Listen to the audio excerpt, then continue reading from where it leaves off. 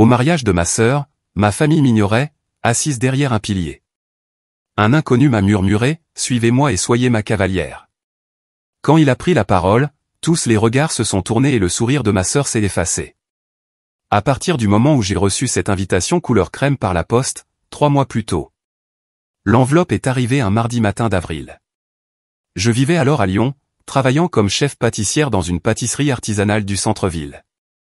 Mon appartement était petit mais confortable, rempli des parfums de vanille et de cannelle de mes séances de pâtisserie expérimentale. J'étais debout depuis 4 heures du matin, perfectionnant une nouvelle recette de croissants au miel et à la lavande. Alors, quand je suis finalement rentré chez moi vers 14 heures, j'ai failli manquer l'élégante enveloppe coincée entre les factures et les prospectus de supermarché. Victoire allait se marier. Ma sœur aînée, l'enfant prodige, la fille qui ne pouvait rien faire de mal aux yeux de notre mère. L'invitation était formelle, traditionnelle, exactement ce que j'attendais d'elle. Des lettres blanches en relief annonçaient son union avec un certain Grégoire, un nom que je ne l'avais jamais entendu mentionner lors de nos appels téléphoniques de plus en plus rares. J'aurais dû être heureuse pour elle. Les sœurs sont censées être heureuses l'une pour l'autre dans les moments importants. Mais en tenant cette invitation, je ne pouvais penser qu'au dernier dîner de famille auquel nous avions assisté ensemble 6 mois plus tôt. Notre mère avait organisé un grand repas dans sa maison de la banlieue lyonnaise. J'avais apporté un cheesecake à la citrouille que j'avais passé 2 jours à perfectionner, des couches de fromage à la crème épicée et une croûte au spéculoos qui était magnifiquement réussie.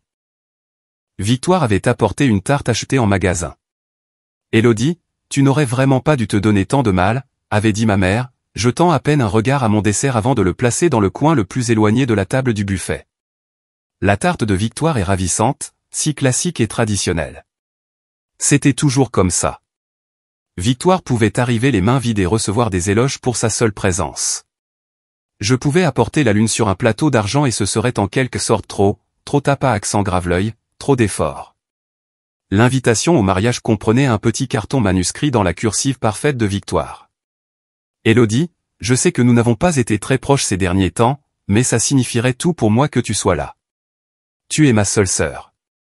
Je l'ai appelée ce soir-là. Elle a répondu à la 4e sonnerie, l'air distrait. Victoire, j'ai reçu ton invitation. Félicitations. Oh, bien. J'avais peur qu'elle se perde par la poste. Tu pourras venir. Bien sûr. Je ne manquerai ça pour rien au monde. Parle-moi de Grégoire. Comment vous êtes-vous rencontrés? Il y eut une pause, juste assez longue pour que je me pose des questions. À un congrès pharmaceutique. Il est directeur régional chez Santé Bien-être Solutions. Très brillant, très bien établi. Mère l'adore. Bien sûr, qu'elle l'adorait. Je me suis demandé si Victoire l'aimait ou si elle aimait l'image qu'il renvoyait sur le papier. Je suis vraiment heureuse pour toi, dis-je en essayant d'être sincère. Merci. Écoute, je dois filer. Nous avons rendez-vous avec l'organisatrice de mariage dans 20 minutes. Je t'enverrai plus de détails plus tard. Elle a raccroché avant que je puisse dire au revoir. J'ai regardé mon téléphone, la fin abrupte de notre conversation, et j'ai senti quelque chose de familier s'installer dans ma poitrine. Ce n'était pas tout à fait de la tristesse, ni tout à fait de la colère. C'était la douleur sourde d'être perpétuellement au second plan. Les semaines précédant le mariage passèrent dans un tourbillon de travail et de préparatifs. J'ai acheté une nouvelle robe, un bleu tendre qui complimentait mon teint sans être trop tapas accent grave-l'œil. J'ai posé des congés à la pâtisserie, aux grandes dames de mon patron car juin était notre saison la plus chargée. J'aurais dû savoir que quelque chose n'allait pas quand Victoire ne m'a pas demandé d'être sa demoiselle d'honneur. Elle avait 5 demoiselles d'honneur, j'ai appris ça sur ses réseaux sociaux. Des amis d'université, des collègues, même notre cousine Jessica, à qui elle parlait à peine depuis des années. Mais pas moi. Le cortège est déjà complet, a-t-elle expliqué quand j'ai finalement trouvé le courage de demander. Tu comprends, n'est-ce pas? Ce sont des gens que je vois régulièrement. Je comprenais parfaitement. Je comprenais que je ne ferais jamais partie de son cercle intime. Que notre enfance commune ne signifiait rien comparé à son statut social actuel. Le mariage était prévu un samedi de fin juin dans un domaine de luxe près de Lyon. J'y suis allé seul, ma robe soigneusement suspendue sur la banquette arrière, un petit cadeau emballé dans du papier argenté sur le siège passager. J'avais passé des semaines à décider quoi leur offrir, optant finalement pour un ensemble de bols en céramique fait à la main par un artiste local. Quelque chose de réfléchi, quelque chose qui montrait que je m'en souciais. Le domaine était magnifique. Des pelouses manucurées s'étendaient vers les Alpes, et le lieu de la cérémonie surplombait un lac immaculé. Des chaises blanches étaient disposées en rangées parfaites, et des fleurs semblaient éclore de chaque surface disponible. Victoire n'avait pas lésiné sur les dépenses, ce qui signifiait que notre mère n'avait pas lésiné sur les dépenses. C'était le mariage dont elle avait toujours rêvé, le point culminant parfait de la vie parfaite de sa fille parfaite. Je suis arrivé 2 heures en avance, espérant trouver Victoire et lui proposer mon aide, ou au moins mon soutien. Au lieu de cela, j'ai trouvé le chaos. La suite nuptiale était remplie de femmes riant dans des peignoirs assortis, des coupes de champagne à la main, tandis qu'un photographe capturait chaque instant. J'ai frappé doucement à la porte ouverte. Victoire a levé les yeux de sa chaise de maquillage, son regard croisant le mien une seconde avant de se détourner. « Élodie, tu es en avance. Je pensais que je pourrais peut-être aider. Tout est sous contrôle. L'organisatrice s'occupe de tout. Pourquoi n'irais-tu pas trouver ta place? La cérémonie commence bientôt. » L'une des demoiselles d'honneur, une femme blonde que je ne reconnaissais pas, a gloussé et a murmuré quelque chose à sa voisine. Elles m'ont toutes les deux regardé et ont souri de cette manière que les gens ont quand ils sont polis, mais souhaitent en réalité que vous partiez. Je suis sorti de la pièce, le visage brûlant. Je n'aurais pas dû venir en avance. Je n'aurais pas dû supposer que je serais la bienvenue dans ce sanctuaire des préparatifs d'avant-mariage. Le lieu de la cérémonie était encore en cours de préparation quand je suis sorti. Le personnel s'affairait pour des ajustements de dernière minute, perfectionnant ce qui était déjà parfait. J'ai erré jusqu'à la zone où les sièges des invités avaient été disposés, cherchant mon carton nominatif. Des rangées et des rangées de chaises s'étendaient devant moi, chaque rangée marquée de petits panneaux numérotés. Les premiers rangs étaient clairement réservés à la famille proche et aux invités de marque. Je m'attendais à trouver mon nom quelque part au 2e ou 3e rang, assez près pour montrer que je comptais, assez loin pour reconnaître que je ne faisais pas partie de la vie quotidienne de Victoire. J'ai trouvé mon carton nominatif au dernier rang. Le tout dernier rang, partiellement caché derrière un pilier décoratif qui soutenait l'arche de la cérémonie. De cette place, j'aurais une vue obstruée de la cérémonie, incapable de voir le visage de ma sœur pendant qu'elle prononcerait ses vœux. Je suis resté là, tenant ce petit carton avec mon nom imprimé dans une écriture élégante, et quelque chose en moi s'est brisé. Ce n'était pas un oubli. C'était délibéré. C'était la façon de Victoire de me mettre exactement là où elle pensait que je devais être. Loin des yeux, loin du cœur, à peine reconnu. J'aurais pu partir à ce moment-là. J'aurais pu retourner à Lyon, me déclarer malade et passer la journée à soigner ma fierté blessée avec de la glace et de mauvaises émissions de télévision. Mais l'entêtement m'a cloué sur place. J'étais sa sœur, j'avais été invité, et je serais damné si je lui donnais la satisfaction de mon absence.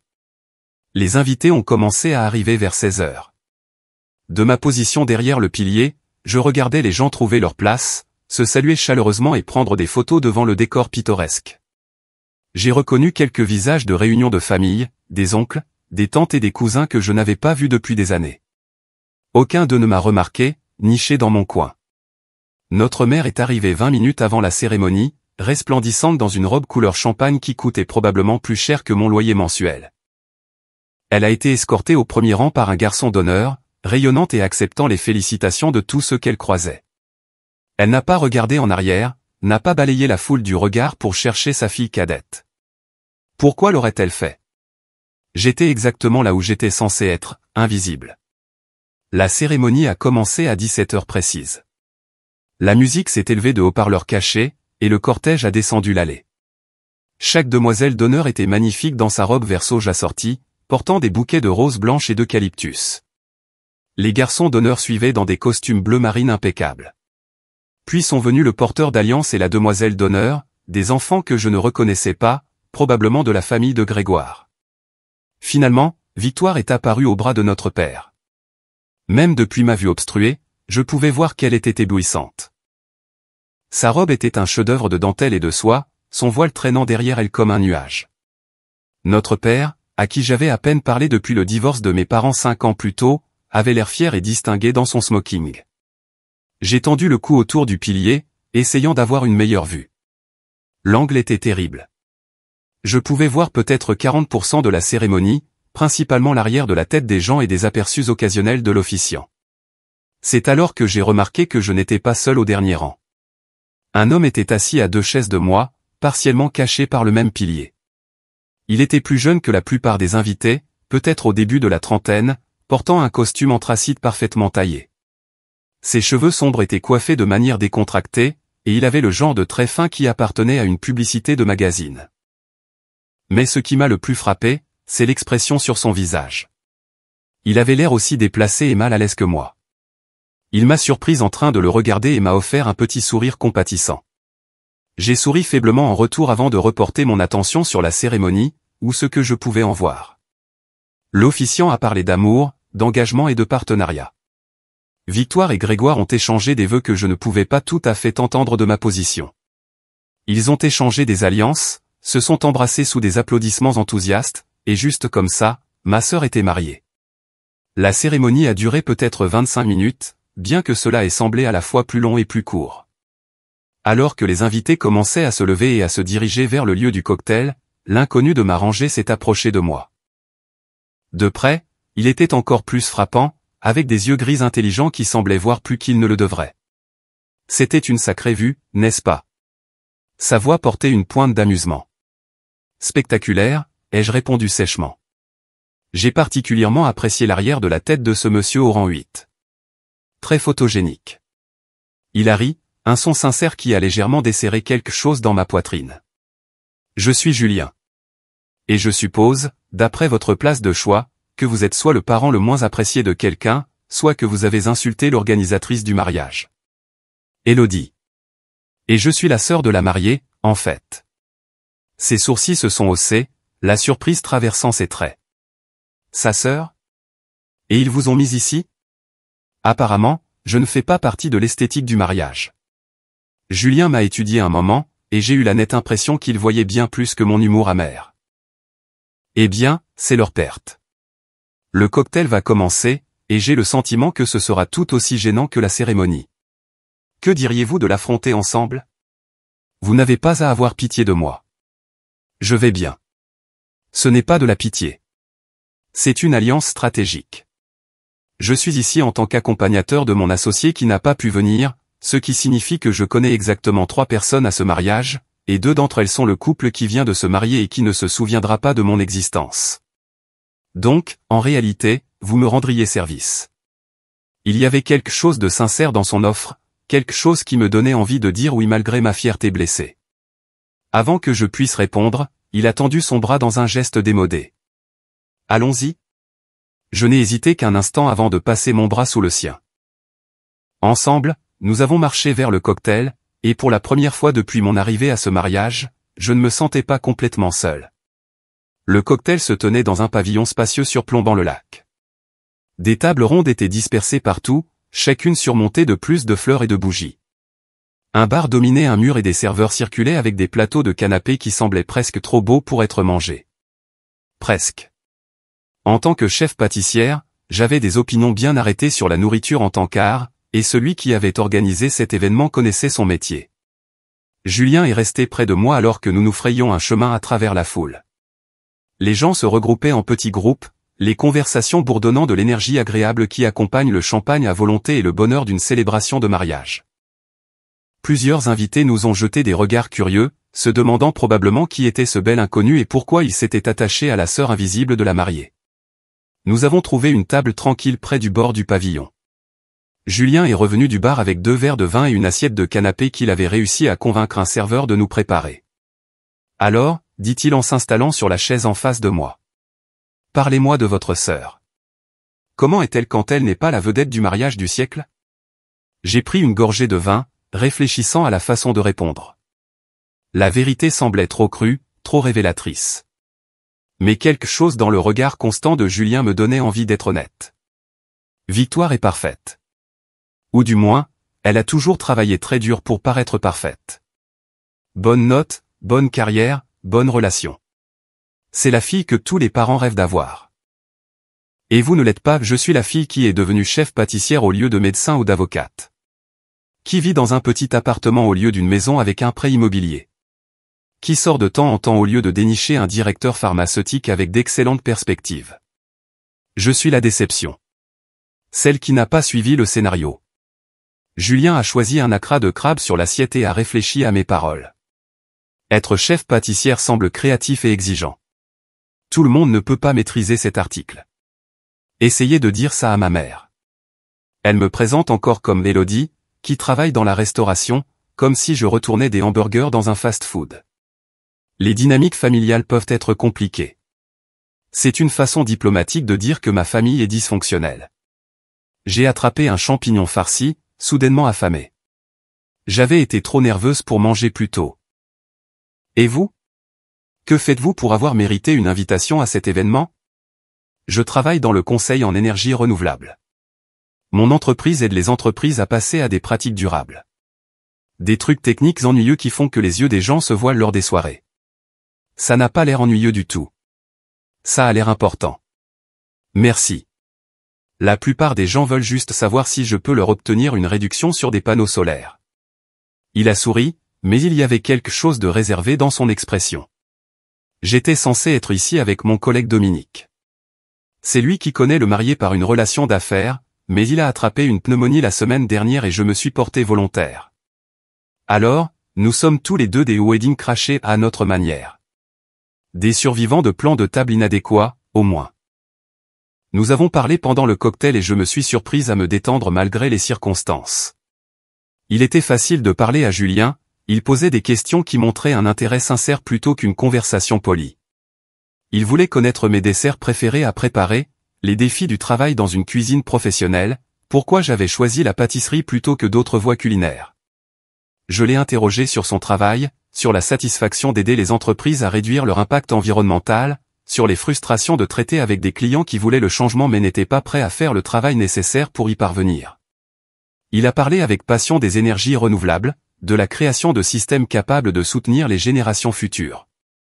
Et je me suis retrouvé captivé par son enthousiasme. Vous croyez vraiment en ce que vous faites, ai-je observé. Est-ce si surprenant? La plupart des gens au mariage de ma sœur semblent plus intéressés à paraître réussir qu'à être réellement passionnés par quoi que ce soit. L'expression de Julien a changé, quelque chose de calculateur est apparu dans ses yeux. Vous remarquez beaucoup de choses pour quelqu'un qui est assis derrière un pilier. Quand on est invisible, on apprend à observer les gens. C'est incroyable ce qu'on voit quand personne ne sait que vous regardez. Un serveur s'est approché pour annoncer que le dîner était servi dans la salle de bal principale. Les invités ont commencé à affluer vers l'entrée, et Julien s'est levé, m'offrant sa main. Prête à voir si votre place pour le dîner est meilleure? Elle ne l'était pas. La salle de réception était magnifique, décorée avec ce qui devait représenter des milliers d'euros de fleurs et d'éclairage. De longues tables étaient disposées en forme de U avec la table d'honneur légèrement surélevée sur une estrade où Victoire et Grégoire s'assieraient avec leur cortège. Des cartons nominatifs dirigeaient les invités vers leurs places assignées. J'ai trouvé mon nom à une table dans le coin le plus éloigné, positionnée de telle sorte que je devrais me tordre le cou de façon inconfortable pour voir la table d'honneur. Les chaises autour de moi étaient vides, suggérant que j'avais été placé avec les invités en trop, les personnes qui devaient être invitées mais qui ne s'intégraient nulle part ailleurs. Julien est apparu à mon coude, son propre carton nominatif à la main. Intéressant. Je suis à l'autre bout de la pièce, presque comme si quelqu'un voulait s'assurer que les invités sans importance soient répartis pour ne pas déséquilibrer le plan de table. C'est ridicule. Les mots sont sortis plus brusquement que je ne le voulais. La frustration a finalement percé mon sang-froid soigneusement entretenu. Je suis sa sœur, son unique sœur, et elle me traite comme une vague connaissance qu'elle s'est sentie obligée d'inviter. Vous savez quoi? Au diable le plan de table. Julien a pris mon carton de la table et l'a mis dans sa poche avec le sien. Venez. Qu'est-ce que vous faites? J'improvise. Suivez simplement mon exemple et faites comme si vous étiez ma cavalière. Avant que je puisse protester, il m'a guidé vers une table beaucoup plus proche de la table d'honneur, une table clairement désignée pour les invités importants. Il a tiré une chaise pour moi, sa main chaude sur mon dos alors que je m'asseyais, puis s'est installé sur le siège à côté de moi avec l'assurance de quelqu'un qui était exactement à sa place. Julien, on ne peut pas juste. On peut. Et on l'a fait. Si quelqu'un demande, il y a eu une erreur dans le plan de table et nous la corrigeons nous-mêmes. Faites-moi confiance. La table s'est rapidement remplie d'invités qui semblaient bien se connaître. C'étaient les associés de Grégoire, j'ai compris d'après leur conversation. Des gens de l'industrie pharmaceutique qui parlaient en acronymes et en termes techniques que je ne comprenais pas. Ils ont salué Julien avec familiarité, l'appelant par son nom, et il a répondu avec une aisance qui suggérait qu'ils savaient exactement qui ils étaient. Une femme nommée Patricia, qui s'est présentée comme la vice-présidente des opérations chez Santé Bien-être Solutions, m'a souri chaleureusement. Et vous devez être la petite amie de Julien. Il vous a bien caché. J'ai ouvert la bouche pour la corriger, mais Julien est intervenu en douceur. Élodie préfère rester à l'écart des projecteurs. Elle n'est pas du genre à aimer les événements d'entreprise, mais elle a fait une exception pour ce mariage. Comme c'est mignon. Et comment connaissez-vous les mariés? Élodie est la sœur de Victoire, en fait. Les sourcils de Patricia se sont levés de surprise. Oh, je ne savais pas que Victoire avait une sœur. Elle ne l'a jamais mentionné lors de nos réunions sur l'organisation du mariage.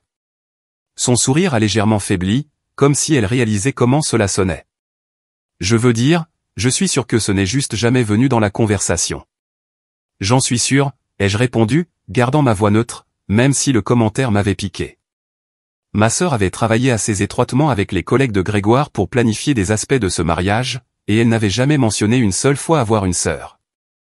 Le dîner a été servi en plusieurs plats, chaque assiette plus élaborée que la précédente. Des coquilles Saint-Jacques poêlées ont cédé la place à une salade fraîche, puis un choix de filets de bœuf ou de saumon aux herbes. La nourriture était exceptionnelle, mais j'y ai à peine goûté. J'étais trop consciente de Julien à côté de moi, de la façon dont il jouait son rôle de cavalier avec une aisance convaincante. Sa main touchait occasionnellement mon épaule ou mon dos par de petits gestes qui semblaient désinvoltes mais qui étaient intentionnels. Il m'incluait dans les conversations, s'en remettait à mes opinions, me faisait me sentir visible d'une manière que je n'avais pas ressentie depuis mon arrivée à ce mariage. Entre les plats, le père de Grégoire s'est levé pour faire un discours. Il a parlé des accomplissements de son fils, de sa fierté d'accueillir Victoire dans leur famille, de l'avenir brillant qui attendait le jeune couple. Il a mentionné comment Victoire avait apporté de la joie et de la sophistication dans la vie de Grégoire, comment elle était exactement le genre de femme qu'il avait toujours espéré que son fils épouserait. Ma mère s'est levée ensuite. Son discours était plus court mais non moins effusif. Elle a parlé de l'enfance de Victoire, de la détermination et de la grâce de sa fille, de comment elle avait toujours su que Victoire accomplirait de grandes choses. Elle a parlé du processus de planification du mariage, des virées shopping mère-fille et des dégustations de gâteaux et de tous les moments précieux qu'elles avaient partagés. Elle ne m'a pas mentionné une seule fois, même pas en passant, même pas pour reconnaître que Victoire avait une sœur. C'était comme si j'avais été complètement effacé de l'histoire familiale. J'ai senti la main de Julien trouver la mienne sous la table, ses doigts s'entrelaçant avec les miens dans un geste de soutien. J'ai serré en retour, reconnaissante pour ce point d'ancrage. Puis est venu le discours du témoin, plein de blagues sur le célibat de Grégoire et de sentiments sincères sur la découverte du véritable amour. La demoiselle d'honneur a suivi avec des histoires sur le perfectionnisme de Victoire et sa nature romantique, sur la façon dont elle avait toujours rêvé d'un mariage de conte de fées. J'ai attendu que quelqu'un me mentionne, qu'on reconnaisse mon existence de la manière la plus minime soit-elle. Mais les discours se sont succédés, et mon nom n'a jamais été prononcé. J'étais le fantôme au festin, présente mais invisible. Le dessert a été servi. Une création à plusieurs étages, élaborée, de chocolat et de framboises, qui avait l'air impressionnante mais manquait de la profondeur de saveur qu'elle aurait dû avoir. La ganache était trop sucrée, les couches de gâteau trop sèches. En tant que professionnel, je ne pouvais m'empêcher de le critiquer, et Julien a remarqué mon expression. Pas à la hauteur de vos standards? C'est beau, mais la beauté ne fait pas tout. L'exécution est ratée. Le chocolat masque la framboise au lieu de la complimenter, et la texture est trop dense. Pourriez-vous faire mieux? Les yeux fermés. Les mots sont sortis avec plus d'assurance que je ne le pensais, mais ils étaient vrais. Je suis peut-être la déception de la famille dans tous les autres domaines, mais en cuisine, je connaissais ma valeur. Je vous crois, a simplement dit Julien. Après le dessert, la réception est passée à la partie dansante de la soirée. Victoire et Grégoire ont pris la piste pour leur première danse, tourbillonnant ensemble sous un éclairage parfait tandis qu'un groupe jouait une ballade romantique. Il ressemblait à une image de magazine, le couple parfait vivant son moment parfait. Mon père est intervenu pour la danse père-fille, et je les ai regardés bouger ensemble, me souvenant des fois où il m'avait fait tournoyer dans notre salon quand j'étais petite, avant le divorce, avant que tout ne s'effondre. Est-ce que Victoire se souvenait de ces moments? Pensait-elle parfois à la famille que nous étions autrefois? Julien s'est levé et a offert sa main. Dansez avec moi. Vous n'avez pas à continuer à jouer le cavalier attentionné. Je vais bien. Je sais que je n'ai pas à le faire. Je le veux. De plus, je suis un danseur terrible et j'ai besoin de quelqu'un sur qui marcher qui ne me poursuivra pas en justice. Je l'ai laissé me conduire sur la piste de danse. Il n'était pas terrible du tout. Il était même plutôt bon, en fait, menant avec confiance tout en gardant une distance respectueuse. Nous nous sommes balancés au son de la musique, et je me suis surprise à me détendre dans le rythme, dans l'instant. Merci, ai-je dit doucement. Pour ce soir, pour vous être assis avec moi, pour tout ce faux rendez-vous. Vous n'aviez pas à faire tout ça. Peut-être que je le voulais. Vous êtes intéressante, Élodie. Plus intéressante que n'importe qui d'autre à ce mariage. Vous me connaissez à peine. J'en sais assez. Je sais que vous êtes talentueuse et sous-appréciée. Je sais que vous voyez à travers les absurdités superficielles que la plupart des gens acceptent sans se poser de questions. Je sais que vous êtes blessée, mais que vous essayez de ne pas le montrer, et cela demande de la force. Ces mots ont touché quelque chose de profond en moi, un endroit que j'avais protégé toute la soirée. Mes yeux brûlaient de larmes non versées, et j'ai cligné rapidement des yeux, refusant de pleurer au mariage de ma sœur. La chanson s'est terminée et a enchaîné sur quelque chose de plus rythmé. D'autres couples ont rejoint la piste de danse, et Julien nous a guidés vers le bord, loin de la foule. J'ai besoin d'air, ai-je admis. Allons dehors. Nous nous sommes éclipsés de la salle de bal sur une terrasse qui donnait sur les jardins. L'air du soir était frais et bienvenu après la chaleur de la réception bondée. Des guirlandes lumineuses scintillaient dans les arbres, créant une atmosphère magique qui contrastait avec le tumulte en moi. Je n'aurais pas dû venir, ai-je dit en m'appuyant contre la balustrade de la terrasse. Je savais que ce serait comme ça, mais une partie de moi espérait que ce serait différent. Que peut-être Victoire se souviendrait que nous sommes sœurs. Que peut-être elle voudrait vraiment que je sois là, et pas seulement pour cocher une case sur sa liste d'obligations. Julien se tenait à côté de moi, son épaule touchant la mienne. La famille peut être la relation la plus compliquée que nous ayons. Nous leur sommes liés par le sang, mais cela ne garantit pas l'amour, le respect, ni même la considération la plus élémentaire. On dirait que vous parlez d'expérience. Mon père et moi ne nous sommes pas parlé depuis 3 ans. Il avait des plans très précis pour ma vie. Et quand j'ai choisi une voie différente, il m'a fait comprendre que je n'étais plus le fils qu'il voulait. Alors oui, je comprends ce que ça fait d'être la déception. Je me suis tourné pour le regarder, voyant de nouvelles facettes dans son expression. Je suis désolé. Ça a dû être douloureux. Ça l'a été. Ça l'est encore. Mais j'en ai tiré une leçon importante. Les personnes qui sont censées nous aimer inconditionnellement sont toujours des personnes avec leurs propres limites, préjugés et échecs. Parfois, la famille que l'on choisit compte plus que la famille dans laquelle on est né. Est-ce que c'est ça, ce soir? Vous qui choisissez d'être gentil avec une étrangère? Peut-être que ça a commencé comme ça. Mais vous n'êtes plus une étrangère, Élodie. Et ce n'est pas seulement de la gentillesse. Il y avait quelque chose dans sa voix, quelque chose qui a fait battre mon cœur plus vite. Avant que je puisse répondre, les portes de la terrasse se sont ouvertes et un groupe d'invités a déferlé, riant et parlant. Le moment a été rompu et Julien a reculé légèrement. Nous devrions probablement rentrer. Je crois qu'ils sont sur le point de couper le gâteau. La cérémonie de la coupe du gâteau était tout ce que j'attendais. Plus de photos, plus de discours, plus de moments parfaits soigneusement chorégraphiés pour un impact maximal. Victoire a donné à Grégoire une petite bouchée avec une précision délicate, et il a rendu le geste avec le même soin. Pas de gâteau écrasé sur les visages, rien d'indigne, un contrôle parfait, comme toujours. Alors que les serveurs distribuaient des parts du gâteau de mariage, j'ai remarqué ma mère se frayant un chemin à travers la foule, s'arrêtant pour discuter avec divers invités. Elle était dans son élément, se prélassant dans la gloire réfléchie du mariage réussi de sa fille. Quand son regard s'est finalement posé sur moi, la surprise a traversé ses traits, suivie rapidement par la désapprobation. Elle s'est approchée de notre table à pas mesurés, son sourire se crispant à mesure qu'elle se rapprochait. Élodie, je ne m'attendais pas à te voir assise ici. Cette table était réservée aux associés de Grégoire. Il y a eu une erreur de placement, a dit Julien en douceur avant que je puisse répondre. Je suis Julien, l'un des consultants en énergie renouvelable de Grégoire. Élodie et moi sommes ici ensemble. Le regard de ma mère a balayé Julien, observant son costume cher et son attitude confiante. Je pouvais l'avoir recalculé, réévaluer ma présence en fonction du calibre de mon compagnon. Je vois.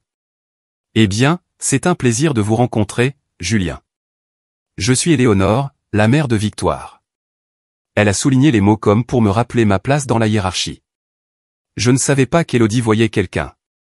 Nous sommes restés discrets, a répondu Julien, sa main trouvant la mienne sur la table. Élodie est assez réservée sur sa vie personnelle. Oui, elle l'est. Le sourire d'Éléonore n'atteignait pas ses yeux. Élodie, ma chérie, j'espère que tu profites du mariage. Victoire a travaillé si dur pour que tout soit parfait. C'est magnifique, ai-je dit, forçant les mots à sortir. Elle doit être très heureuse. Elle l'est. Grégoire est exactement le genre d'homme que j'ai toujours espéré qu'elle épouserait. Réussi, établi, d'une bonne famille. C'est tout ce qu'une mère pourrait souhaiter pour sa fille. La comparaison non dite flottait dans l'air entre nous. Contrairement à toi, qui travaille dans une pâtisserie, qui vit seul et qui n'a rien à montrer dans ta vie. La prise de Julien sur ma main s'est légèrement resserrée. Un signe de soutien silencieux. Élodie me parlait justement de son travail de chef pâtissière. Ça a l'air incroyablement exigeant. Tout le monde n'a pas le talent ou la discipline pour réussir dans ce domaine. L'expression d'Éléonore a vacillé d'agacement face à sa critique implicite ainsi déviée. Oui. Eh bien, nous avons tous nos propres chemins. Je devrais retourner voir les autres invités. Essaie de t'amuser, Élodie. Elle est partie, laissant derrière elle une traînée de parfums chers et de déception maternelle. C'était désagréable, a observé Julien une fois qu'elle fut hors de portée de voix. C'était ma mère dans un bon jour. Vous devriez la voir quand elle essaie vraiment de faire passer un message. Je commence à comprendre pourquoi vous étiez assise derrière ce pilier. La soirée a continué. Le groupe a joué. Les gens ont dansé. Les boissons coulaient à flot. Victoire et Grégoire ont fait le tour des tables, remerciant les invités d'être venus et acceptant les félicitations. Je les ai regardés travailler la salle avec une efficacité rodée, notant comment ils passaient plus de temps avec certains invités que d'autres, comment ils maintenaient soigneusement la hiérarchie de l'importance. Ils sont finalement arrivés à notre table. Grégoire menant la marche avec un sourire de politicien. De près, je pouvais voir qu'il était beau d'une manière conventionnelle, avec le genre de trait qui rendait bien en photo mais manquait de caractère. Sa poignée de main était ferme mais superficielle quand Julien s'est présenté. Puis les yeux de Victoire se sont posés sur moi, et quelque chose de complexe a traversé son visage. De la surprise, certainement. De l'inconfort, peut-être. Elle avait probablement oublié que j'étais même là, niché dans mon coin assigné où je ne pouvais pas interférer avec sa journée parfaite. Élodie, tu es ravissante, a-t-elle dit, sa voix portant cette politesse prudente que les gens utilisent avec des connaissances dont ils ne se souviennent pas très bien. Merci. Le mariage est magnifique, Victoire. Félicitations. Je suis si contente que tu aies pu venir. Et je vois que tu as rencontré certains des collègues de Grégoire. Son regard s'est tourné vers Julien avec curiosité. Je ne crois pas que nous ayons été présentés. Julien. Je travaille avec Grégoire sur des initiatives de développement durable pour Santé Bien-être Solutions. Et j'ai le plaisir d'être le cavalier d'Élodie ce soir. Les yeux de Victoire se sont légèrement agrandis. C'était clairement une nouvelle pour elle. Oh, je ne savais pas que tu voyais quelqu'un, Élodie. C'est merveilleux. La façon dont elle l'a dit, avec cette légère insistance sur le mot merveilleux, suggérait qu'elle trouvait cela plus surprenant que merveilleux, comme si elle ne pouvait pas tout à fait croire que quelqu'un comme Julien s'intéresserait à quelqu'un comme moi. Nous sortons ensemble depuis quelques mois, a poursuivi Julien, son bras glissant autour de ma taille dans un geste qui semblait naturel et possessif. Élodie est remarquable. Je m'estime chanceux qu'elle tolère mes tendances de bourreau de travail. Comme c'est gentil, a dit Victoire, bien que son sourire se soit légèrement figé. Eh bien, nous devrions continuer notre tour. Tant de gens à remercier. Mais rattrapons-nous bientôt, Élodie. J'ai l'impression que nous n'avons pas vraiment parlé depuis une éternité. Ils se sont éloignés et j'ai expiré un souffle que je ne savais pas avoir retenu. C'était surréaliste. Elle avait l'air surprise de te voir heureuse. Victoire n'est pas habituée à ce que j'ai quoi que ce soit qu'elle puisse considérer comme précieux, y compris un beau cavalier qui impressionne sa nouvelle belle famille. Alors, tu me trouves beau? Les yeux de Julien dansaient d'amusement. Ne te monte pas la tête. Tu es objectivement attirant. Ce n'est pas une observation personnelle. Bien sûr que non. Purement objectif.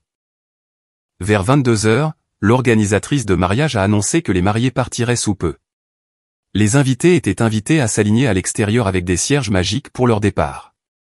J'ai hésité à sauter cette partie, mais Julien m'a convaincu d'y participer. Tu es venu jusqu'ici? Autant aller jusqu'au bout. Nous avons fait la queue pendant qu'on distribuait les cierges magiques, et quand Victoire et Grégoire sont sortis, nous avons levé nos lumières scintillantes avec tout le monde. Ils ont couru à travers le couloir de lumière, riant et saluant avant de monter dans une voiture de luxe qui les emmènerait à leur suite de lune de miel au domaine. Alors que la voiture s'éloignait, ses feux arrière disparaissant dans la nuit, j'ai ressenti un étrange sentiment de finalité. Le mariage était terminé. Victoire avait eu sa journée parfaite, son mariage parfait, sa vie parfaite, et j'avais été témoin de tout cela depuis ma position en marge, exactement là où elle me voulait. Les invités ont commencé à se disperser, certains se dirigeant vers leur chambre au domaine, d'autres vers le parking. Julien et moi sommes restés sur les marches, aucun de nous n'étant tout à fait prêt à reconnaître que la soirée touchait à sa fin. « Puis-je vous raccompagner à votre voiture ?» a-t-il demandé. « En fait, je reste au domaine ce soir, chambre 314. J'ai pensé que ce serait plus facile que de rentrer à Lyon si tard. » J'ai hésité, puis j'ai ajouté, « Et vous ?» Pareil. Chambre 209. Mon collègue avait déjà réservé la chambre avant de tomber malade, donc ça semblait être du gaspillage de ne pas l'utiliser. Nous avons marché lentement à travers les jardins, suivant le chemin éclairé vers le bâtiment principal du domaine. L'air nocturne s'était encore rafraîchi, et j'ai frissonné légèrement dans ma robe fine. Julien a immédiatement enlevé sa veste de costume et l'a drapée sur mes épaules, un geste si classique et inattendu que j'ai failli rire. « Vous n'avez pas à faire ça. Je vais bien. Faites-moi plaisir. » J'ai été élevé avec des manières à l'ancienne, et ma mère me entrait si je vous laissais geler. Sa veste était chaude et sentait un parfum cher mélangé à quelque chose d'unique à lui. Je l'ai serré plus près de moi, reconnaissante à la fois pour la chaleur et pour l'excuse de garder quelque chose de lui avec moi un peu plus longtemps. « Merci, ai-je dit, pour tout ce soir. Vous avez transformé ce qui aurait pu être une soirée misérable en quelque chose de presque supportable. » Juste supportable? Je vais devoir travailler mes compétences de faux cavalier. D'accord, mieux que supportable. Étonnamment agréable par moments. C'est mieux. Il s'est arrêté de marcher, se tournant pour me faire face. Élodie, je sais que cette soirée a commencé comme une alliance stratégique entre deux parias de mariage, mais je veux que vous sachiez que c'est devenu plus que ça pour moi. Vous êtes vraiment intéressante, drôle, talentueuse, et bien trop bien pour des gens qui ne voient pas votre valeur. Ces mots ont enveloppé quelque chose de fragile en moi, quelque chose que je protégeais depuis trop longtemps. Julien. Je sais que nous venons de nous rencontrer. Je sais que le moment est étrange, mais j'aimerais vous revoir après ce soir, après ce mariage, dans le monde réel où nous ne sommes que deux personnes sans plan de table à signer et sans drame familial. Je voulais dire oui immédiatement. Chaque instinct me disait que cet homme était différent, que cette connexion était réelle malgré les circonstances inhabituelles. Mais le doute s'est insinué. La voix qui ressemblait étrangement à celle de ma mère, me rappelant que les hommes comme Julien ne sortaient pas avec des femmes comme moi. Que ce n'était probablement que de la gentillesse étendue sur une soirée et rien de plus. Vous n'avez pas à dire ça juste parce que vous avez eu pitié de moi ce soir. Ce n'est pas le cas. Je le dis parce que j'ai passé la soirée avec quelqu'un que j'ai vraiment apprécié. Et je veux d'autres soirées comme celle-là. Parce que vous me faites rire, réfléchir et me sentir moins seul dans des pièces bondées. Parce que quand je vous regarde, je vois quelqu'un qui vaut la peine d'être mieux connu. Il a fait une pause, la vulnérabilité traversant ses traits. Mais si vous n'êtes pas intéressé, je comprends.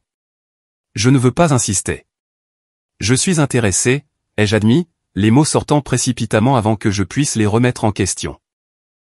Je ne veux juste pas me faire de faux espoirs à propos de quelque chose qui pourrait disparaître à la lumière du jour. Alors, assurons-nous que ça ne disparaisse pas. Prenez le petit déjeuner avec moi demain. Le domaine a un restaurant décent et nous pourrons parler sans smoking et sans le stress du mariage. Qu'en dites-vous? Le petit déjeuner semble une bonne idée. Son sourire était sincère et soulagé. 9 heures. Je vous retrouve dans le hall. Nous avions atteint l'entrée du domaine. Le hall au-delà était calme, la plupart des clients s'étant déjà retirés dans leur chambre. C'était le moment où la soirée se terminerait officiellement, où nous nous séparerions, et où je serais seul avec le poids de tout ce que j'avais vu et enduré. Julien semblait également réticent à partir. Il se tenait prêt, sa main tenant toujours la mienne, ses yeux scrutant mon visage comme s'il essayait de le mémoriser. Bonne nuit, Élodie. Je suis content d'avoir craché le mariage de votre sœur. Je suis contente que vous l'ayez fait aussi. Bonne nuit, Julien. Il s'est penché lentement, me donnant le temps de me retirer si je le voulais. Je ne le voulais pas. Ses lèvres ont rencontré les miennes dans un baiser qui était doux et interrogateur et en quelque sorte exactement juste. Il n'a duré qu'un instant avant qu'il ne se retire, son pouce effleurant ma joue. Puis il s'est éloigné vers les ascenseurs, et je suis resté seul dans le hall, portant sa veste et touchant mes lèvres, me demandant ce qui venait exactement de se passer. Je suis allé dans ma chambre, hébété. La pièce était agréable, décorée dans des tons neutres avec une vue sur les jardins. J'ai suspendu soigneusement la veste de Julien dans le placard, me suis changé en pyjama et me suis effondré sur le lit. Mon téléphone a vibré avec un texto de Victoire. Merci d'être venu ce soir. Ça a beaucoup compté que tu sois là. J'ai regardé le message pendant un long moment. Ça a beaucoup compté. Vraiment? Était-ce pour ça qu'elle m'avait relégué à la pire place de la salle? Pourquoi n'avait-elle jamais mentionné avoir une sœur? Pourquoi avait-elle eu l'air surprise de me trouver à une table décente pendant la réception? J'ai tapé et effacé plusieurs réponses avant d'opter pour quelque chose de non engageant. Félicitations encore. Le mariage était magnifique. Elle a répondu immédiatement. On devrait absolument se voir quand je rentrerai de la lune de miel. Je veux tout savoir sur ton nouveau petit ami. Il a l'air d'avoir beaucoup de succès. Bien sûr, c'est ce qu'elle avait retenu de la soirée. Pas que j'avais été là pour la soutenir. Pas que nous nous étions à peine parlé de toute la nuit, mais que j'étais venu avec un cavalier impressionnant. C'était la seule chose qui me rendait visible à ses yeux. Je n'ai pas répondu. Au lieu de ça, j'ai mis mon téléphone de côté et j'ai fixé le plafond, digérant le coup de fouet émotionnel de toute la journée. J'étais venu à ce mariage en m'attendant à me sentir comme une étrangère, et on m'avait donné raison de la pire des manières. Mais j'avais aussi rencontré Julien. J'avais eu ces heures où je m'étais senti vu et apprécié. Et maintenant, j'avais un petit déjeuner à attendre le lendemain matin. Le sommeil est venu lentement. Mon esprit rejouait des moments de la soirée. Le sourire parfait de Victoire. Les commentaires dédaigneux de ma mère. La main de Julien dans la mienne. Les cierges magiques illuminant le ciel nocturne. Demain, je rentrerai à Lyon, à mon appartement, à mon travail et à ma vie normale. Mais quelque chose avait changé ce soir. Une compréhension fondamentale de ma place dans ma famille et de ma propre valeur. Je me suis réveillé vers 8 heures le lendemain matin, la lumière du soleil filtrant à travers les rideaux. Pendant un instant, je ne me souvenais plus où j'étais. Puis la journée précédente m'est revenue en mémoire, apportant avec elle un mélange d'émotions que je n'étais pas tout à fait prête à affronter. J'ai pris une douche et me suis habillé avec soin dans des vêtements décontractés que j'avais emportés, essayant d'avoir l'air joli sans effort, sans donner l'impression d'avoir trop essayé. L'ironie ne m'a pas échappé. Après avoir passé un mariage entier à être invisible, je m'inquiétais maintenant de faire bonne impression sur un homme que je venais de rencontrer. Julien attendait dans le hall à 9 heures précises, l'air frais dans un jean et un pull bleu marine qui rendait ses yeux gris encore plus frappants. Il a souri en me voyant, une expression sincère qui a fait voltiger mon estomac. Bonjour. Vous êtes magnifique. Vous n'êtes pas mal non plus. Mais est-ce que c'est ma réplique, ça? Ne sont-ce pas les hommes qui sont censés recevoir des compliments sur leur apparence? Je crois en l'égalité des chances en matière de compliments. Venez. J'ai entendu dire qu'ils font d'excellentes gaufres ici. Le restaurant était modérément occupé par d'autres clients de l'hôtel, mais nous avons trouvé une table tranquille près de la fenêtre surplombant le lac. La lumière du matin scintillait sur l'eau, et toute la scène semblait paisible d'une manière que les festivités de la veille n'avaient pas été. Au petit déjeuner, nous avons parlé plus librement qu'au mariage. Julien m'a parlé de son travail, d'un projet particulièrement difficile qu'il gérait avec une entreprise manufacturière résistante au changement. Je lui ai parlé de la pâtisserie, de mon patron qui était brillant mais caractériel, de la satisfaction de créer quelque chose de beau et de délicieux qui apportait de la joie aux gens. Vous vous illuminez quand vous parlez de pâtisserie, a observé Julien en coupant sa gaufre. Il est évident que vous aimez ce que vous faites. C'est vrai.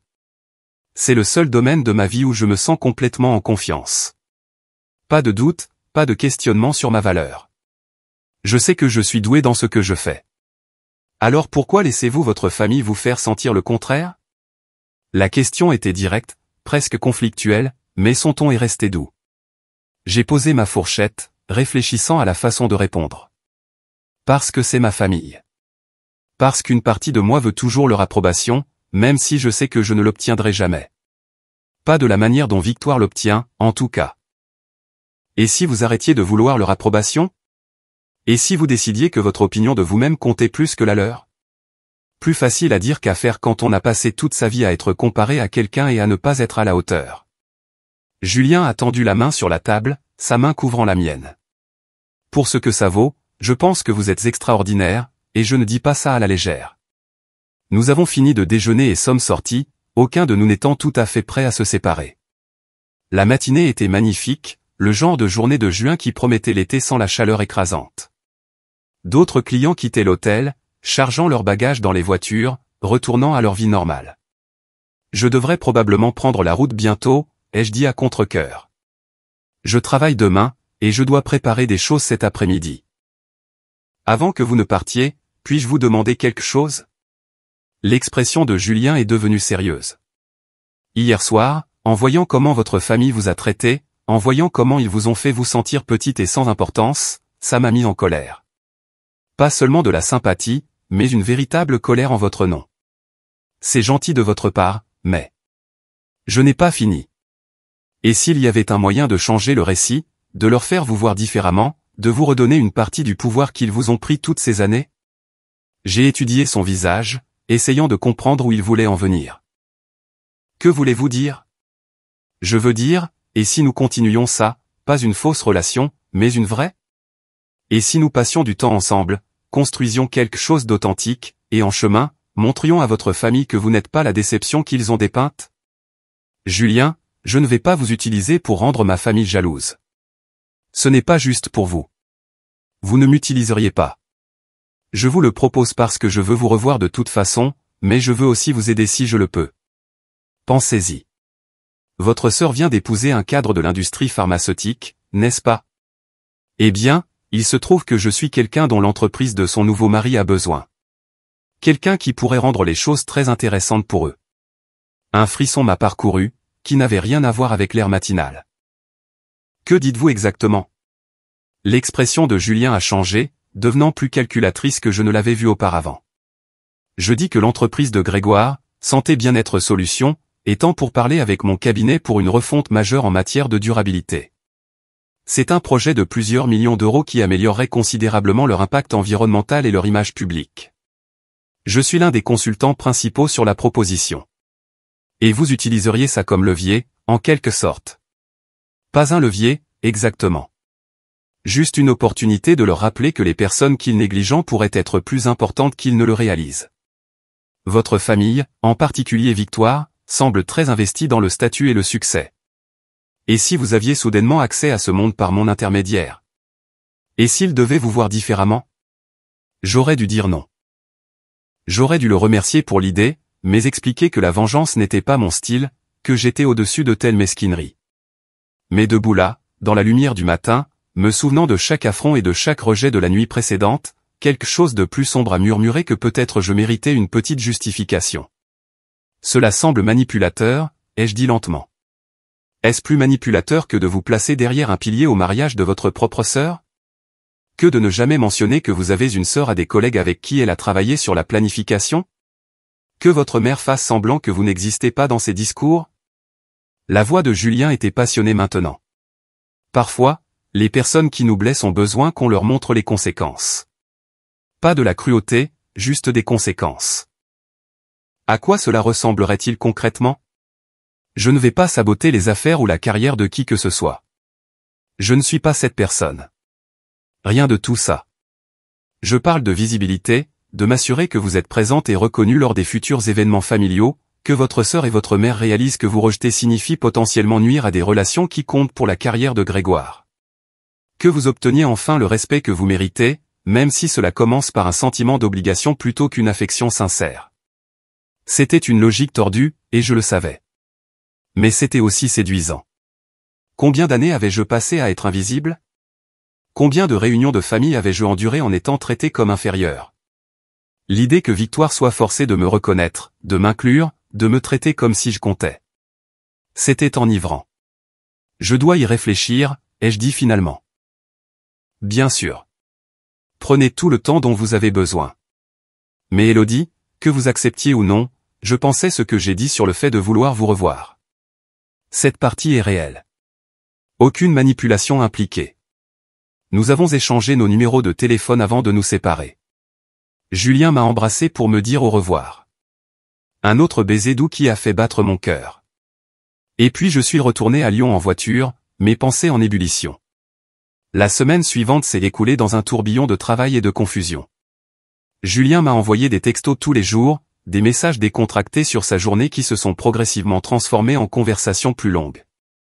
Nous avons parlé de tout et de rien. Des livres que nous avions lus, des endroits où nous voulions voyager, des souvenirs d'enfance qui nous avaient façonnés. Il n'a jamais insisté sur sa proposition. N'a jamais mentionné Victoire ou la vengeance ou quoi que ce soit de tout ça. Il me parlait simplement comme si j'étais quelqu'un qui valait la peine d'être connu. Le vendredi, il a appelé. J'ai un dîner d'affaires jeudi prochain à Lyon. Un client potentiel que j'essaie de séduire. Voudriez-vous vous joindre à moi? Je vous préviens, ce sera peut-être des discussions d'entreprise ennuyeuses, mais j'adorerai votre compagnie. Êtes-vous sûr?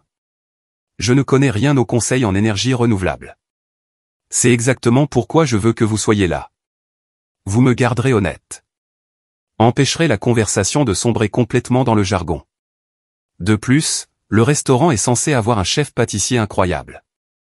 J'ai pensé que vous aimeriez critiquer leur dessert. J'ai ri malgré moi. Vous m'appâtez avec une reconnaissance professionnelle. Est-ce que ça marche? Oui. Quel est le code vestimentaire? Le jeudi est arrivé plus vite que prévu. J'ai quitté le travail plus tôt pour me préparer, enfilant une robe noire élégante sans être tape à accent grave-l'œil. Julien est venu me chercher à 19h, d'une beauté foudroyante dans un costume sombre.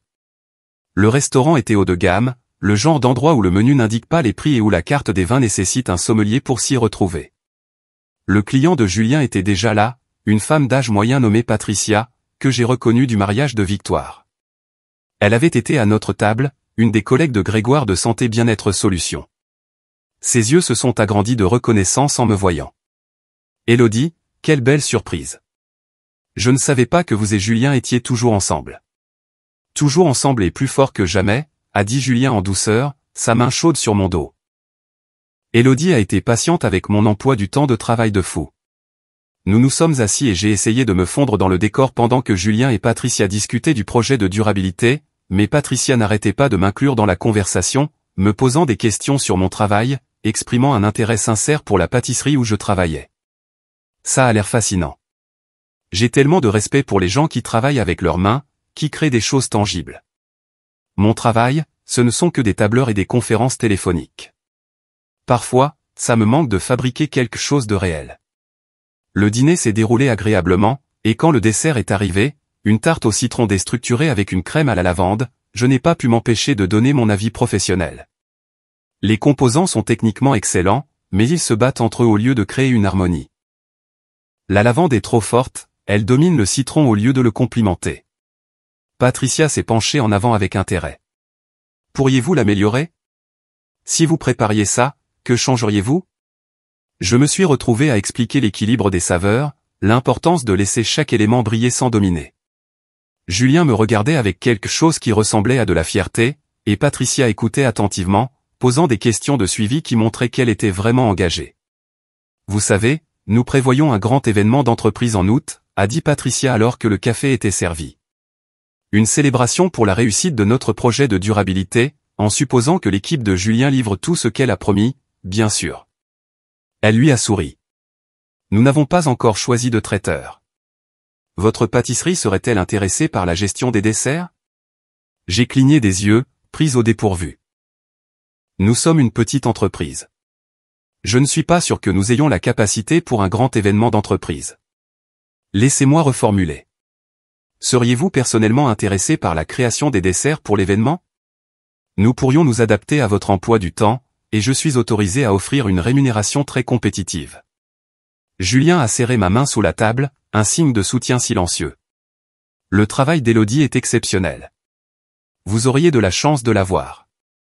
Je devrais en parler à mon patron, m'assurer que cela n'entre pas en conflit avec les engagements de la pâtisserie, mais oui, je serais intéressé à en discuter davantage. Patricia a souri chaleureusement. Excellent. Je demanderai à mon assistante de vous contacter la semaine prochaine avec les détails. Et Julien, excellent choix de petite amie. Elle est délicieuse. Après le dîner, Julien m'a ramené chez moi. J'étais silencieuse, digérant ce qui venait de se passer.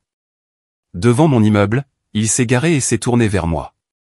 C'était une sacrée soirée, a-t-il dit. Avez-vous planifié ça? La conversation sur le dessert, Patricia m'offrant ce contrat. Je n'ai rien planifié. J'ai dit à Patricia que nous dînions avec elle et j'ai mentionné que vous étiez chef pâtissière. Le reste, c'était son intérêt sincère et votre talent qui ont parlé d'eux-mêmes. Mais vous saviez qu'elle pourrait me proposer quelque chose.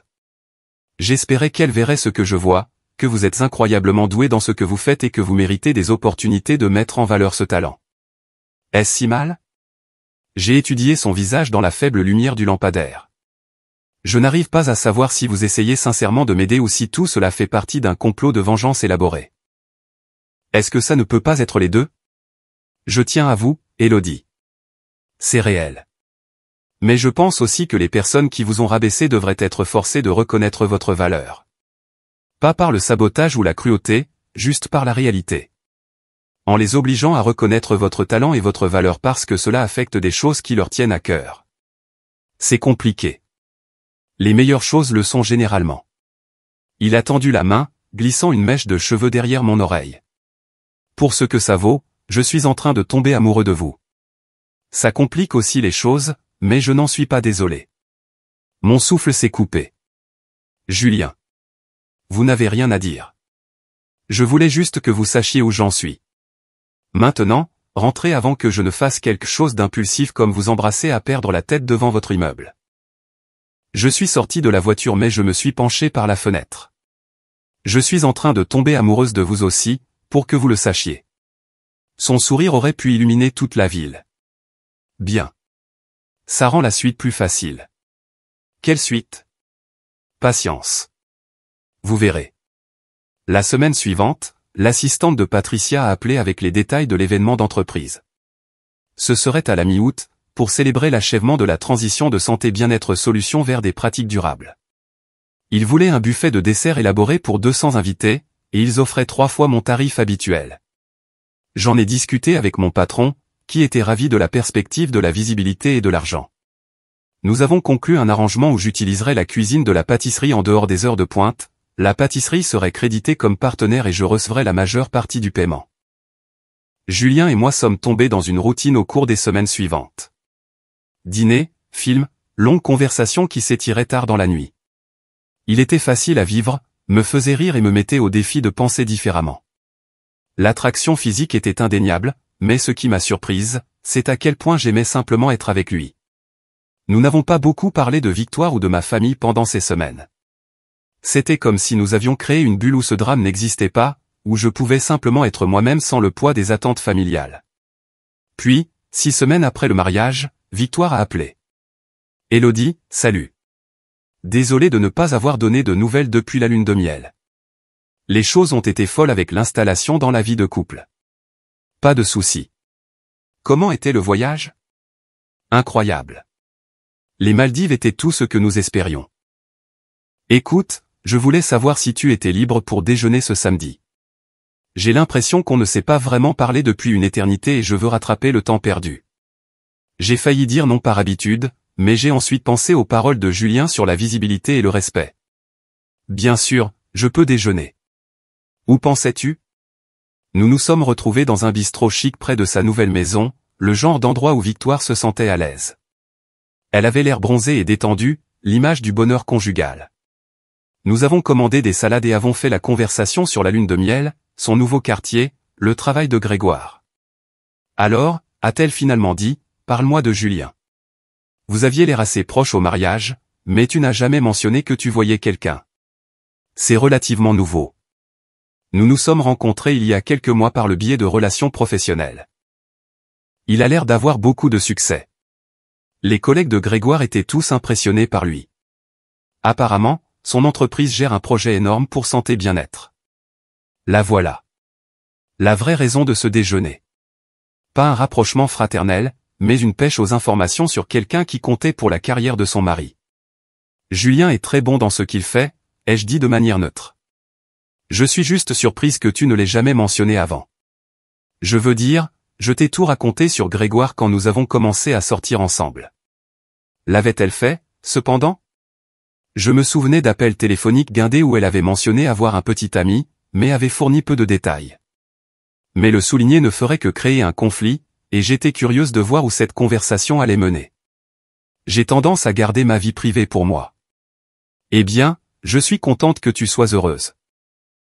Et j'ai entendu dire que tu faisais les desserts pour l'événement de santé bien-être en août. C'est merveilleux. Grégoire a mentionné que Patricia était très impressionnée par toi. C'est une bonne opportunité. Victoire a remué sa salade distraitement. Écoute, je voulais m'excuser si les choses semblaient bizarres au mariage. Je sais que le plan de table n'était pas idéal, et je me sens mal que nous n'ayons pas eu beaucoup de temps pour parler. Le plan de table m'a placé derrière un pilier, Victoire. Ce n'était pas seulement un pas idéal, c'était humiliant. Elle a eu la grâce d'avoir l'air mal à l'aise. C'était l'erreur de l'organisatrice de mariage. Elle n'a pas compris les dynamiques familiales, et au moment où j'ai vu l'installation, il était trop tard pour changer les choses sans causer le chaos. Tu aurais pu mentionner avoir une sœur aux collègues de Grégoire, à n'importe qui. Mais tu ne l'as pas fait. Ce n'est pas juste. Bien sûr que les gens savent que j'ai une sœur. Patricia ne le savait pas. Elle a été surprise au mariage quand Julien l'a mentionné. Elle a dit que tu ne l'avais jamais évoqué pendant toutes vos réunions de planification. Le visage de Victoire a rougi. Je ne parle pas de ma vie personnelle au travail. Ça ne veut pas dire que je te cache. Vraiment? Quand est-ce que tu m'as invité à quelque chose pour la dernière fois? Quand est-ce que tu as appelé pour la dernière fois juste pour parler? Pas parce que tu avais besoin de quelque chose ou que tu avais une obligation. Élodie, tu es dramatique. Nous sommes sœurs. Bien sûr que nous avons une relation. Vraiment? Parce que de mon point de vue, nous avons un lien biologique et pas grand-chose d'autre. Tu me traites comme une pensée après coup, comme quelqu'un que tu dois inclure par devoir, mais que tu préférerais oublier. Victoire a posé sa fourchette, son sang-froid se fissurant légèrement. C'est vraiment ce que tu penses? Que je ne me soucie pas de toi. Je pense que tu te soucies de moi comme tu te soucies de cousins éloignés. Présente aux grands événements mais ne faisant pas vraiment partie de ta vie. Et honnêtement, j'ai accepté ça. Ce qui me dérange, c'est le faux semblant. Ne m'invite pas à déjeuner en agissant comme si nous étions proches alors que nous savons toutes les deux que ce n'est pas le cas. Très bien. Tu veux de l'honnêteté? Je vais t'en donner. Tu as fait des choix qui ont embarrassé notre mère. Tu as choisi une carrière dont elle ne pouvait pas se vanter auprès de ses amis. Tu as refusé de te conformer aux attentes avec lesquelles nous avons grandi, et oui, cela a créé une distance entre nous. Je suis désolé si ça te blesse, mais c'est la vérité. Ces mots ont confirmé ce que j'avais toujours soupçonné, mais jamais entendu à voix haute. Je n'étais pas la déception parce que j'avais échoué. J'étais la déception parce que j'avais refusé de concourir selon leurs termes. Merci d'être enfin honnête, ai-je dit doucement. Mais voici un peu d'honnêteté en retour. Je n'ai pas honte de mes choix. J'aime ce que je fais et je suis doué pour ça. Si ce n'est pas suffisant pour toi ou pour mère, c'est votre problème, pas le mien. Et j'ai fini de m'excuser d'être moi-même. Je me suis levé, posant assez d'argent sur la table pour couvrir mon repas. Merci pour le déjeuner, Victoire, et félicitations encore pour ton mariage. J'espère qu'il t'apportera tout ce que tu cherches. Je suis parti avant qu'elle ne puisse répondre, mes mains tremblant alors que je marchais vers ma voiture. La conversation avait été brutale mais nécessaire. Quelque chose en moi avait changé. Un refus fondamental de continuer à accepter des miettes d'affection de personnes qui me voyaient comme inférieur. Julien a appelé ce soir-là. Je lui ai parlé du déjeuner, de l'aveu de Victoire, de la façon dont je m'étais enfin défendu. « Je suis fier de toi », a-t-il dit. Ça a demandé du courage. Ça m'a fait du bien. Terrifiant, mais bien. Comme si j'avais enfin dit des choses qui devaient être dites. Es-tu prête pour la prochaine étape? Quelle prochaine étape? L'événement de santé bien-être est dans 3 semaines. Je te veux là-bas comme ma cavalière, pas seulement comme la chef pâtissière. Je te veux visible, reconnue et impossible à ignorer. Es-tu prête pour ça? J'ai pensé au visage de Victoire pendant notre déjeuner, aux commentaires dédaigneux de ma mère au mariage, à toutes les années passées à être traitée comme inférieure. Oui, je suis prête. Les 3 semaines se sont écoulées dans un tourbillon de préparatifs. J'ai travaillé de manière obsessionnelle sur le menu des desserts, créant des portions individuelles élégantes qui seraient à la fois belles et délicieuses. Tartelette chocolat framboise avec feuilles d'or. Panna cotta au citron avec des fleurs comestibles. Miniature d'opéra avec des couches parfaites. Macarons au miel et à la lavande qui fondaient sur la langue. Chaque pièce était une œuvre d'art, la preuve de ma compétence et de mon dévouement. Julien aidait là où il le pouvait, goûtant les composants et offrant des commentaires honnêtes. Notre relation s'était approfondie pendant cette période, passant de l'incertitude excitante d'une nouvelle romance à quelque chose de plus solide. J'étais amoureuse de lui, bien que je n'ai pas prononcé les mots à voix haute. Je soupçonnais qu'il ressentait la même chose. Le soir de l'événement est arrivé. Il se tenait dans un espace événementiel élégant du centre-ville, tout en murs de verre et en architecture moderne. J'avais passé l'après-midi à installer le buffet de dessert, disposant chaque pièce sur des présentoirs à plusieurs niveaux avec un éclairage stratégique pour mettre en valeur le talent artistique. Je me suis changé en une superbe robe émeraude que Julien avait insisté pour m'acheter, me disant que je devais avoir l'air aussi impressionnante que mes desserts. Mes cheveux étaient coiffés en vagues souples, mon maquillage impeccable. Quand Julien m'a vu, son expression a valu tous les efforts. « Tu es à couper le souffle », a-t-il simplement dit. « Tu es pas mal non plus. » L'événement battait déjà son plein lorsque nous avons fait notre entrée. 200 invités se mêlaient dans l'espace, des cadres de l'industrie pharmaceutique, des élus municipaux et des chefs d'entreprise. J'ai repéré Grégoire et Victoire de l'autre côté de la pièce, en pleine conversation avec un groupe de collègues. Ma mère était là aussi, élégante en soie champagne. Patricia nous a immédiatement repérés et s'est précipitée. Élodie, les desserts sont magnifiques. Tout le monde en parle déjà. Tu t'es surpassé. Merci. Je suis contente qu'ils répondent aux attentes. Les répondre? Tu les as dépassés de loin. Viens, je veux te présenter à quelques personnes. L'heure suivante a été surréaliste. Patricia m'a traîné de groupe en groupe, me présentant comme la talentueuse chef pâtissière responsable des incroyables desserts. Les gens complimentaient mon travail, me posaient des questions sur ma formation, demandaient des cartes de visite. J'étais visible d'une manière que je n'avais jamais été lors d'événements familiaux, reconnu pour mes compétences réelles plutôt que rejeté pour mes choix. Julien est resté proche, sa présence à la fois encourageante et stratégique. Il s'est assuré de mentionner notre relation à tous ceux à qui nous parlions, me positionnant non seulement comme la chef, mais aussi comme sa partenaire. Dans ce monde qui valorisait les relations et le statut, être la petite amie de Julien avait du poids. J'ai regardé Victoire nous remarquer de l'autre côté de la pièce, j'ai vu son expression passer de la confusion à la reconnaissance, puis à quelque chose qui ressemblait à de l'inconfort. Elle a dit quelque chose à Grégoire, et ils ont tous les deux regardé dans notre direction. Ils nous ont repérés, m'a murmuré Julien à l'oreille. Prête pourquoi?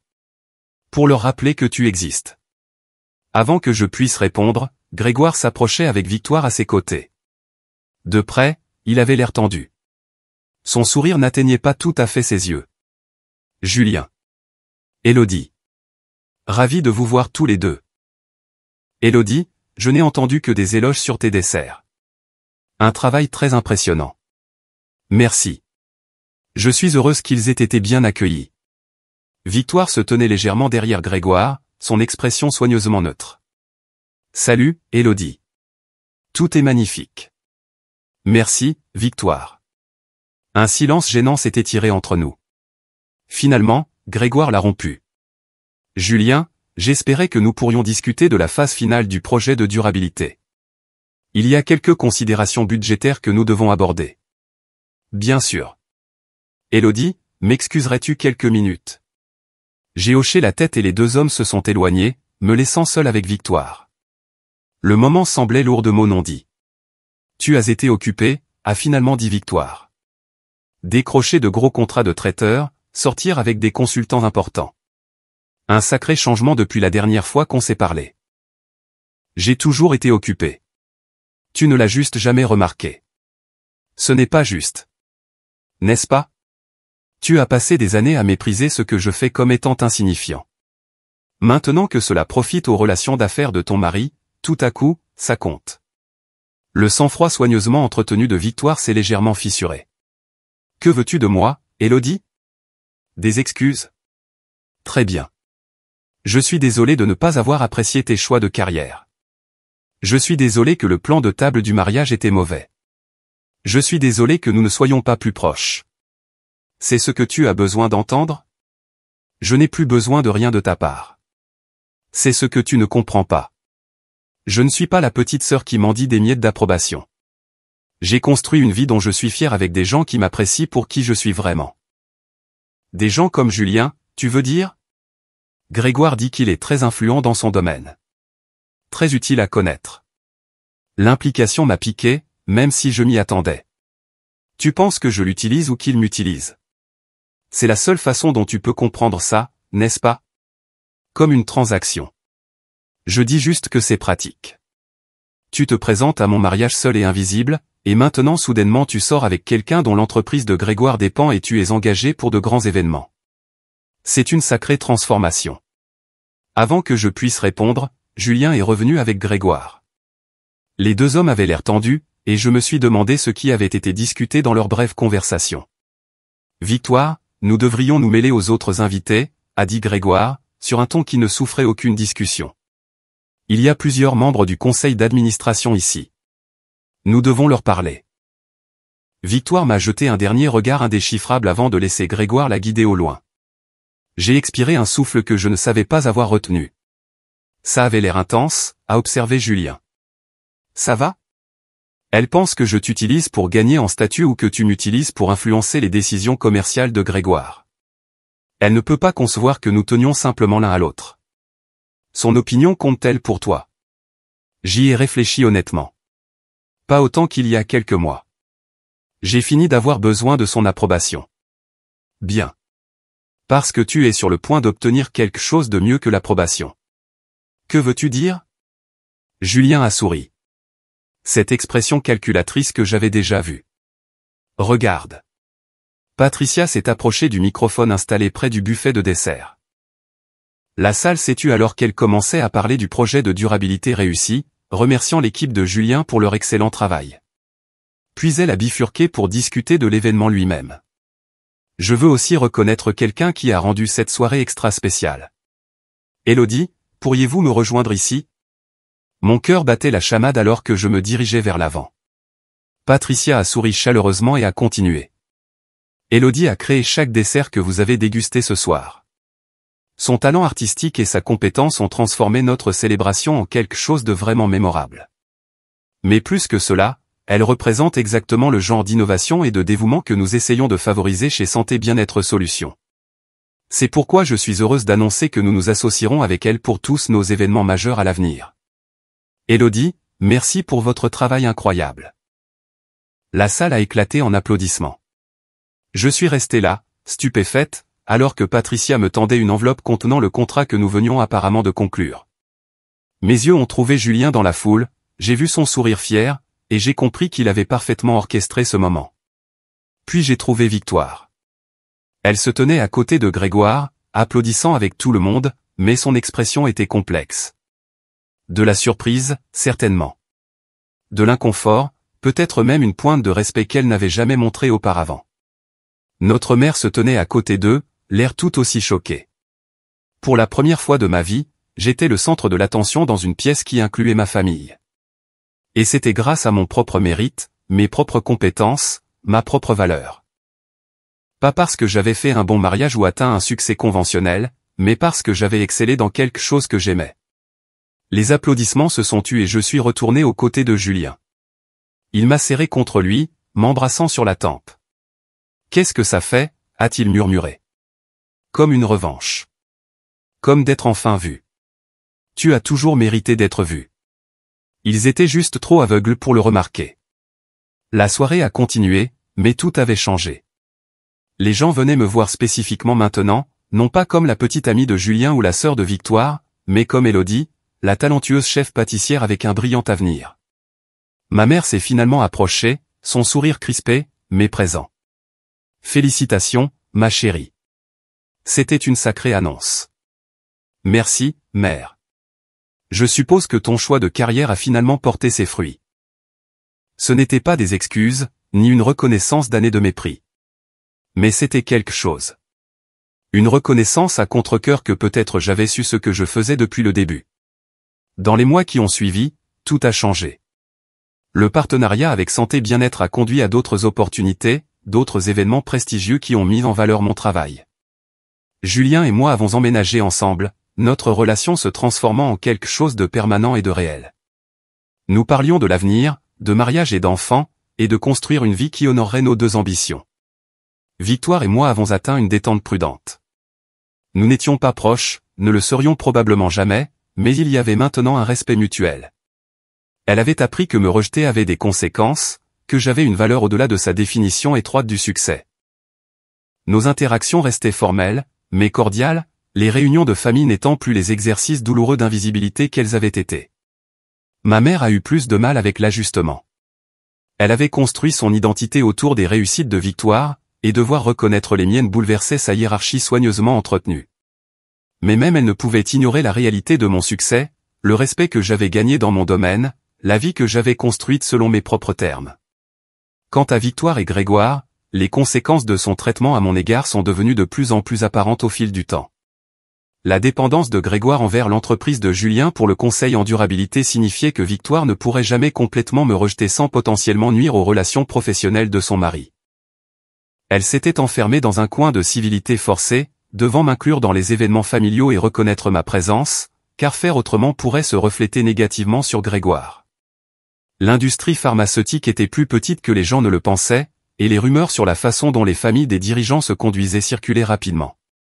Victoire, qui avait toujours été si soucieuse de maintenir l'image parfaite, devait maintenant s'assurer que cette image incluait le fait d'être une sœur solidaire. L'ironie ne m'a pas échappé. Elle avait passé des années à me rendre invisible. Et maintenant, elle était piégée dans une situation où elle devait me rendre visible, devait chanter mes louanges aux collègues de son mari, devait prétendre que nous avions toujours été proches.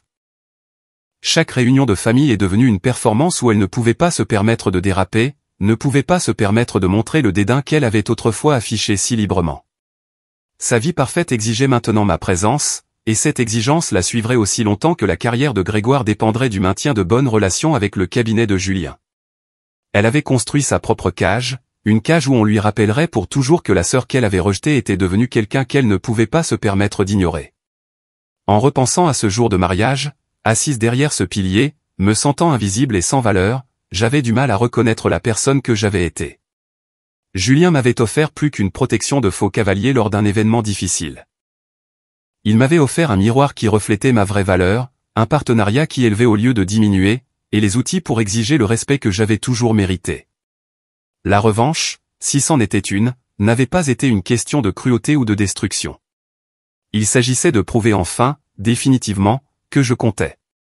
Non pas à cause de qui j'épousais ou de ma comparaison avec ma sœur, mais à cause de qui j'étais et de ce que je pouvais faire. Et alors que je me tenais dans la cuisine de la pâtisserie dont j'étais maintenant copropriétaire, créant de l'art à partir de farine, de sucre et de compétences, j'ai réalisé que la meilleure des revanches avait été de devenir exactement celle que j'étais censé être, et de les obliger tous à me regarder le faire.